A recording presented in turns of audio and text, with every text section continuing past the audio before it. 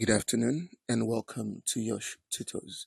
My name is Sholola Yusuf Ajani, and I'm also here to take on the course Media Policy.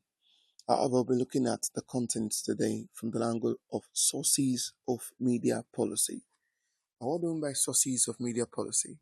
The sources of media policy can be broadly classified into two, which includes one, the external sources, and two, the internal sources.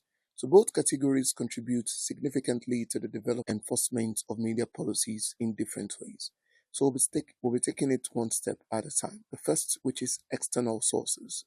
Speaking of external sources, these are those that originate outside media organizations themselves, but exert influence over their operations. And these sources includes the following: the government, the civil society, and and professional bodies. So we'll take the first one, which is the government. The government is one of the most significant external sources of media policy because it provides the legal and constitutional frameworks that regulate media operations in a country.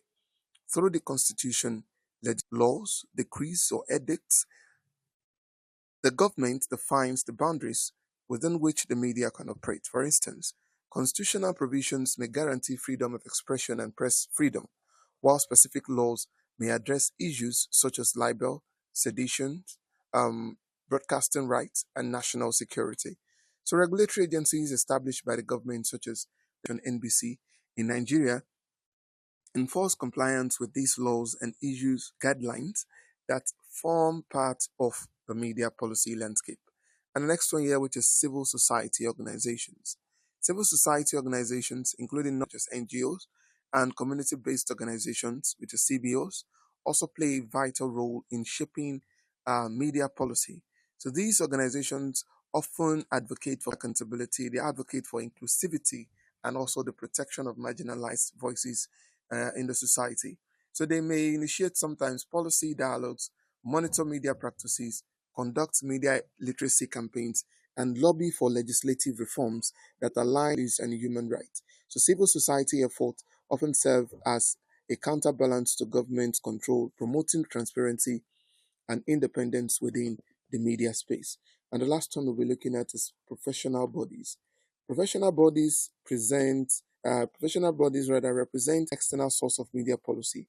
So these are associations or councils established by media professionals to regulate and uphold ethical standards within the industry. So example includes the Nigerian Union of Journalists, which is the NUJ, the Advertising Practitioners Council of Nigeria, APCON, and also ACON, and the Nigerian Institute of Public Relations, NIPR. So these bodies develop codes of conduct, accredit practitioners, and impose sanctions for unethical behavior. By doing so, they contribute to shaping policies that emphasize professionalism, credibility, and social responsibility in media practice. Is internal sources of media policy. On the other hand, when we talk about internal sources of media policy, just as we said for external sources of media policy, that some of this policy emanates outside media organization. So on the other hand, for internal sources of media policy, it originates from within the media organizations themselves. So and these are mechanisms and practices developed by their day-to-day operations and maintain consistency in content production, ethical behavior, and organizational management. And the first one here that we have is house style. Being part of internal sources, the house, one of the key internal source is the house style of the media organization. While some will write an inverted pyramid, some have the specific house. So a house style is a set of editorial and stylistic guidelines that determine how content is written, presented, and published. So it may include rules on grammar, spelling, tone, headline writing, source attribution, and even visual presentation. I'll talk about the electronic media, which is TV or online media today. So our style help ensure uniformity, quality, and clarity in communication, and they reflect the identity and standards of a media institution. So the next one here is internal memoranda.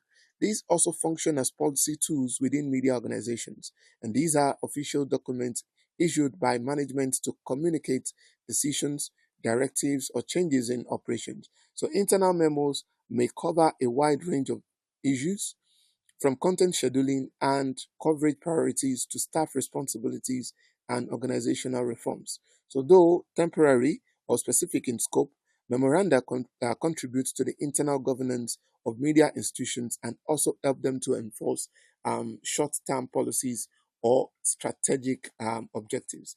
And the last one is professional codes of ethics. Professional codes of ethics. So another essential internal source is the professional codes of ethics adopted and enforced within the media establishment. While this may be informed by broader professional bodies, individual media organizations often develop their own ethical guidelines to ensure that staff maintain integrity, they maintain fairness, objectivity, and respect for human dignity in their work.